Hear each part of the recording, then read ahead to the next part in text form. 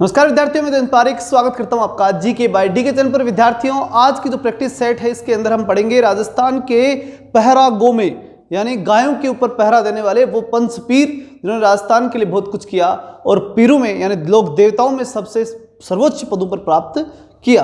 बात करें इनके अंदर सबसे पहला प्रश्न, सबसे महत्वपूर्ण प्रश्न है, राजस्थान के पंच पीर कहे जाते हैं। पंच पीर के लिए ट्रिक याद रखिएगा, पहरा गो में यानी गायों के ऊपर जिन्होंने पहरा दिया, गायों की रक्षा की, पहरा गो में। ठीक है, इसका मतलब क्या हुआ? पाबू जी, हड़बू जी, रामदेव जी, गोगा जी और मेहा जी।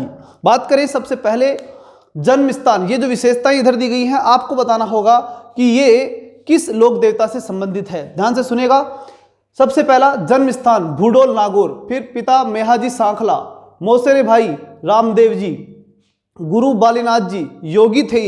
ये जो लोक देवता थे वो योगी थे, सगुन शास्त्री थे, सन्यासी और योद्धा थे। पूजा स्थल इनका बेंगटी फलोदी में है। गाड़ी की पूजा होती है और पंगु गायों के लिए इस गाड़ी के अंदर ये चारा लाया करते थे। तो ये विशेषता जो है वो किसकी है? तो विद्यार्थियों, कमेंट आप बिल्कुल नीचे कर सकते हैं प्रत्येक प्रश्न का, उससे आपकी प्रैक्टिस बनेगी। यहां देखिएगा, अब मेरा उत्तर सुन लीजिएगा। सबसे पहले जन्म स्थान भूडोल नागौर, याद रखिएगा ये विशेषता है हड़बू जी की, हड़बू जी। ठीक है, अब यहां से ट्रिक याद करेंगे इसको। हड़बू जी यानी हड़हड़ाहट होती है। क्या? जब हड़बूजी चलते हैं तो हड़हड़ाहट होती है, धरती हिलती है। भूडोल, भू है यानी धरती जो है वो डोल जाती है। भूडोल नागौर में इनका जन्म हुआ। पिता मेहाजी सांखला, धरती हिलती है और आकाश से मेहा, मेह यानी बरसात होती है, मेह बरसता है। ठीक है, और भाई रामदेव जी, मौसेरे भाई जो थे वो रामदेव जी थे इनके, जिनसे इन्होंने काफी कुछ सीखा था। तो रामदेव जी यानी रामदेव जी खुश हो जाते हैं कि हाँ मेरा भाई चल रहा है। ठीक है, इस प्रकार से खुशी उनको होती है। गुरु बालीनाथ, बालीनाथ जो थे वो इनके गुरु थे। रामदेव जी ने बताया था कि इनसे शिक्षा लेनी है आपको। ठीक है, बाली से, तो बाली की तरह चलते थे वो, हड़हड़ा करके बाली की तरह चला करते थे। बालीनाथ, बाली से उन्होंने सीखा था। उनमें ताकत कहाँ से आई? वो योगी थे इसलिए ताकत आई। सगुन शास्त्र उन्होंने योग से ही सीखा था। वो सन्यासी थे, वो योद्धा थे, इसलिए उनमें ताकत आई। फिर बात पूजा स्थल बेंगटी फलोदी की। हड़बू जी की जो ताकत थी उस ताकत का पैमाना इससे लगाया जा सकता है कि वो बेग, जो बहुत बड़ा बेग होता था उसको भी फूंक से फुला देते थे।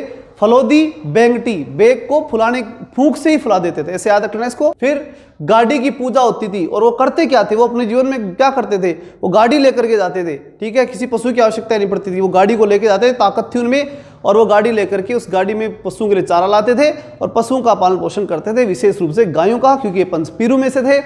आगे देखते हैं, मेहाजी की विशेषताओं को हम याद करते हैं। मेहाजी की विशेषताओं की जब हम बात करते हैं तो याद रखना है मे यानी बरसात, बरसात से इसको पूरा याद करना है। जब मे बरसता है, बरसात होती है तो सारी कामनाएं पूरी हो जाती है, इसलिए कामड़िया पंथ। फिर जैसलमेर की फौज की तरफ से लड़ते हुए रणंगदेव भाटी पर, मतलब जब बरसात बरसती है तो किस पे? भाटे पे बरसती है, और उससे भाटे से रण लड़ते हुए और बरसात वहीं समाप्त हो जाती है। भाटा ही जीवित रहता है, बरसात समाप्त हो जाती है, इसलिए मेहाजी समाप्त हो गए। मेहाजी वीर गति को प्राप्त हुए और भाटा जीवित रह गया, मतलब भाटी, रणंगदेव भाटी से युद्ध करते हुए वीर गति को प्राप्त हो गए। फिर मुख्य मंदिर बापणी, मुख्य मंदिर जो है वो बापणी जोधपुर में। जब मेहाजी युद्ध लड़ा करते थे तो बड़े बड़े योद्धाओं को बाप याद आ जाते थे, तो बापणी जोधपुर में इनका क्या है? मंदिर है। भाद्रपद कृष्ण जन्माष्टमी को इनका मेला भरता है। जन्म भाद्र में बरसात होती है नहीं होती? होती है, तो मतलब मेहाजी भाद्रपद जन्माष्टमी, ठीक है ना, बरसात होगी भादवे के महीने में, तो मेहाजी भादवे में पैदा होंगे और जन्माष्टमी वाले दिन तो बरसात होगी होगी। फिर घोड़ा किरण काबरा, ठीक है, तो ये भी याद रखना कि जब मे बरसता है ना उस समय कोबरा सांप निकलते हैं, किरण काबरा। तो किरण काबरा क्या था? इनका घोड़ा था। फिर बात आती है, बात करेंगे पाबू जी की। पाबू को आप याद रखोगे बापू से, ठीक है ना, बापू सबके बापू, और सबके बापुओं पे ये रूल लागू होते हैं जो बताने जा रहा हूँ। ठीक, ध्यान सुनना। सबसे पहले गायों की रक्षा करते हैं, याद रखो कि बापू क्या रखता है? गाय रखता है। गाय की रक्षा करता है। ऊंट रखता है, ठीक है, ऊंटों का क्या है? देवता।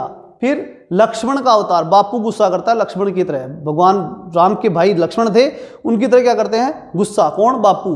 फिर प्लेग रक्षक, और जब बच्चों के प्लेग हो जाते हैं ना तो बापू दिखाने ले जाते हैं और उनकी रक्षा करते हैं। फिर जन्म कोल्लू गांव, और सारी उम्र कोल्लू के बेल की तरह वो पचते हैं बापू। ठीक, और फलोदी जोधपुर, और फल जो है वो जैसा ही मिलता है उसको प्राप्त करते हैं बच्चे। अब बच्चे जो हैं उनको कुछ दे तो ठीक, नहीं दे तो ठीक, कोल्लू के बेल की तरह बापू को तो पचना है। तो कोल्लू फलोदी। फिर उसके बाद पिता धांधड़ जी राठौड़। अब बापू के बापू यानी दादा ने भी उनके साथ क्या कर दी, धांधड़ी, उनको पढ़ाया नहीं ढंग से, तो धांधड़ जी राठौड़। माता कमला दे, और माता जो है वो भी कम काम करती थी, तो बापू को ही सारा काम करना पड़ता था। मतलब बापू की माता जो थी यानी दादी, वो भी कम काम करती थी, तो कमला दे, ठीक है, वो भी कम काम करती थी, तो सारा काम किसको करना पड़ता था, बापू को। फिर बात आती है पत्नी फूलम दे सुप्यार दे, और बच्चों को पत्नी, बापू की पत्नी यानी हमारी माँ, वो क्या देती है, फूलम दे सुप्यार दे, अच्छा प्यार देती है, यानी फूल की तरह हमें बच्चों को रखती है। घोड़ी केसर काल में, यानी बच्चों को फूल की तरह रखने वाली कौन, फूलम दे, और बच्चों को प्यार देने वाली सुप्यार दे। फिर घोड़ी केसर काल में, अब केसरा कलर की घोड़ी के ऊपर बैठ के बापू गुजार जाते हैं, बस ये काम बढ़िया है। फिर मारवाड़ में सर्वप्रथम ऊंट लाने वाले श्रेय कौन, बापू को ही है। रायका रेबारी जाति, रायका या रेबारी लोग इनके यहाँ पे काम करते हैं, उनके साथ सहयोग करते हैं, तो उनके वो क्या बन गए, लोक देवता। सर्वाधिक लोकप्रिय फड़, और जब बापू फड़ बांसता है ना तो जसके बांसता है, मतलब ढंग से डांट पीट हो जाती है। तो सर्वाधिक लोकप्रिय फड़ किसकी रहती है, बापू की। फिर जिंदराव खींची, हमें जिंदा रखने के लिए लड़ते रहते हैं, कौन, बापू, तो जिंदराव खींची से लड़ते रहे, ठीक है ना। और फिर प्राणों का उत्सर्ग किया। पूजा स्थल कोल्लू गांव, और कोल्लू की बेल की तरह जो है पिसते रहे, बताई दिया मैंने। और मेला चैत्र अमावस्या को, चैत की अमावस को यानी अमावस्या को भी चैत रख करके, और फिर हमारा पालन पोषण किया, किसने, बापू ने, तो चैत की अमावस्या। ठीक, इस प्रकार से तीनों को याद रखें, और पिताजी को भी याद रखें, हमेशा अपने माँ बाप की सेवा करें, ठीक है। मिलते हैं नेक्स्ट वीडियो में, तब तक के लिए जय हिंद जय भारत।